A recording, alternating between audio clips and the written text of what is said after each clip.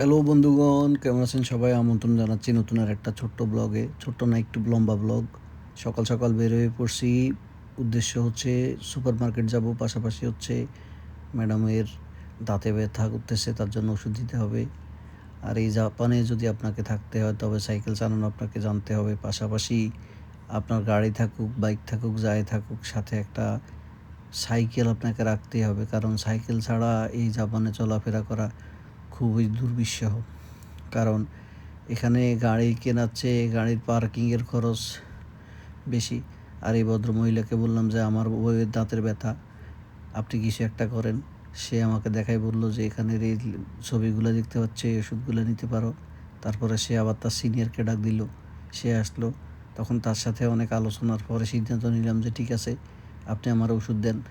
সে ভিতর থেকে যে ওষুধ নিয়ে আসলো, আমি তারে বললাম যে ওষুধের খাওয়ানোর নিয়ম বলেন। সে আমার নিয়ম টিয়ম বলে দিল। তারপরে বলে দিল যে টাকা পেমেন্ট করেন। এরপরে আবার বলল যে কুপন টুপন আছে কিনা, পয়েন্ট টয়েন্ট আছে কিনা, ওগুলো নেবেন কিনা। সব নিয়ে টিয়ে কুপন টুপন ইউজ করে তার থেকে আমি ওষুধটা নিয়ে নিলাম। এদের আবার সিস্টেম মারাত্মক, দিনে একবারের বেশি এদের কুপন ব্যবহার করা যায় না। কিন্তু আমি তো ভাই কুপন 2টা রাখছি, 2বার ব্যবহার করব। ওরা কি আমার চেয়ে বেশি চালাকটা কি? যাই হোক, ওর সাথে সব কিছু শেষ করে সমাধান করে এরপরে আমি বিল পেমেন্ট করে ফেলছি। দেন হচ্ছে এবার আমার তার কাছ থেকে রিসিট ওষুধ বুঝে নিয়ে আমার অন্যদিকে যাইতে হবে।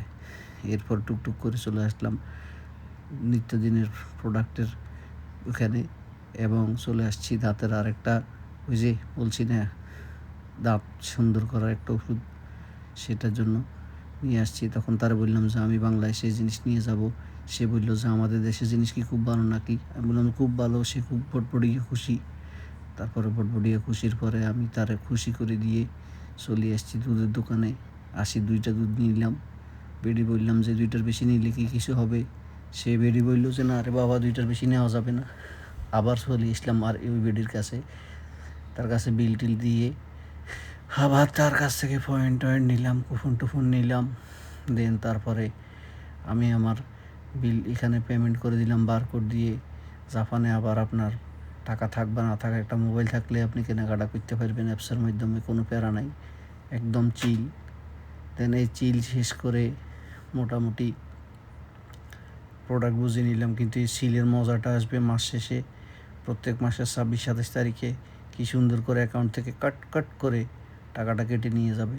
তখন এই সিল আবার কাউয়া হয়ে উড়ে যাবে। জীবনটা তেজপাতা, কতটুকু বিল আসছে দেখে নিয়ে একবার বিলটাকে ফেলে দিলাম। দেন তারপর আমি আস্তে আস্তে বের হয়ে পড়তেছি। আজকের মতো টাটা, বাই বাই, আবার বাসার দিকে যাই।